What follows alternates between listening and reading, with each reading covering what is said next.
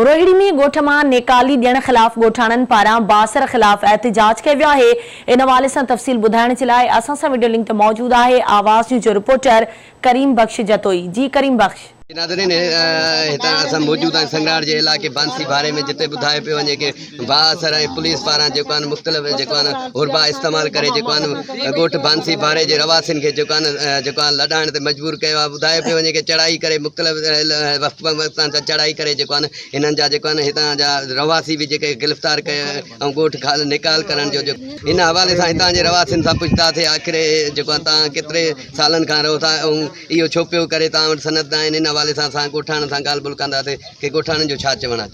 आलिम पुलिस मुखी आहे असां ज़ुल्म नंढा ॿार बच्चा दर पदर करा छॾिया अथऊं। असां सालूं ई वठां 200 साल थी वियो आहे हिते कंहिं ईज़ा जो न आहे। हे आयो आहे ज़ुल्म कयो आहे असां सां। हाणे असां ॿुधायो काॾे वञूं। एतिरो ज़ुल्म कयो अथईं जो हद खां बेहद। बेरोज़गार हिकु किराना वारस तंग कयो आहे, ॿियो हिननि वारस कयो आहे। मज़ूर माण्हू रोज़ मज़ूरी कंदा। ॾिसो 1927 में हिन ॻोठ बजायो आहे। 1927 में हिन ॻोठ बजायो आहे। हे सनासी कार्ड आहे मुंहिंजे ॾाॾे जो। हे गोल्ड लिखियो पिया ॻोठ बेंसी बारो।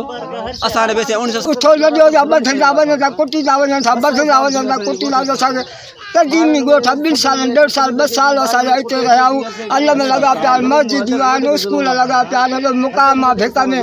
तो हाणे चओ था न ॾियो जा पुलिस साया पट जी साईं तमामु ज़बरदस्ती कई अथव। असांजा 200 साल पुराणो जेको असांजो कदीमी गोठ आहे, उहो कदीमी गोठ मां जेको आहे बासर अली मोहम्मद मर ऐं साले पट पुलिस आण करे जेको आहे असांजे घरनि ते चढ़ाई करे चादर चौदीवारी जो तक़दस पाल मार करे ॿारनि ते तशदुद करे ऐं ॻोठ निकाल करण जो जेको आहे उन्हनि हुकुम ॾेई छॾियो आहे। अहिड़े अमल ख़िलाफ़ जेका ॻोठाणनि सरापा एहतिजाज बणियल हुया। उन ॻोठाणनि एहतिजाज बि कयो। उन पुलिस ऐं साले पट पुलिस ख़िलाफ़ ऐं बासर ख़िलाफ़ उन्हनि जो इहो चवणो हुयो कि असांखे जेको आहे हिननि मां जान जो ख़तरो आहे, तहफ़ुज़ फराहम करे ऐं जेको आहे ॻोठ मां निकाली जेको ॾियण वारो जेको हुकुम उहो ख़तमु करायो वञे। असांखे ॻोठ जेको आहे सनत ॾियारी वञे। असां जीअं पंहिंजे बचड़नि सां सही ज़िंदगी गुज़ारे सघूं इन उहो कमु कयो वञे। जी।